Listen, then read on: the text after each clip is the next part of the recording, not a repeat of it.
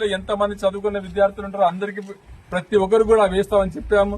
అందులో భాగంగా పార్టీ చూడలేదు, కులం చూడలేదు, మతం చూడలేదు.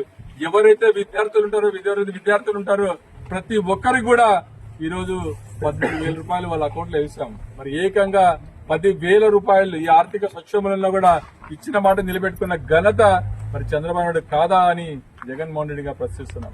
మరి ఇది మోసపూరిత పాలన అడుగుతున్నాం. మరి ఈ రాష్ట్రంలో నీవు ముఖ్యమంత్రి ఉండి, నీవు రాయలసీమ బిడ్డవై ఉండి, నీవు ఆ రోజు అందరినీ వాడిని కంప్లీట్ చేస్తావని చెప్పావు.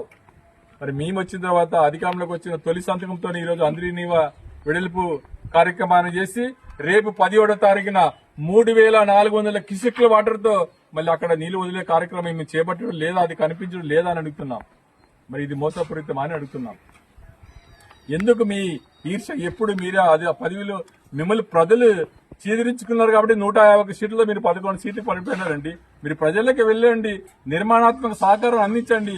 ఎందుకు మీరు ఇలాంటి కుట్రపూరిత పనులు పంచుతారని చెప్పి అడుగుతున్నాం. ఈ రోజు రప్ప ఆడిస్తా అంటే ప్రజలను రెచ్చగొట్టి, విద్వాంసాలు రెచ్చగొట్టి, కుల మతాలకి చిచ్చు పెట్టి మీరు ఎప్పుడు కూడా హింసలు రెచ్చగొట్టాలనే విధానాన్ని చూస్తున్నాం. జగన్మోహన్ రెడ్డికి ఇది సరైన పద్ధతి కాదని నిర్మాణాత్మక ప్రతిపక్షంగా వివరించండి, సలహాలు ఇవ్వండి.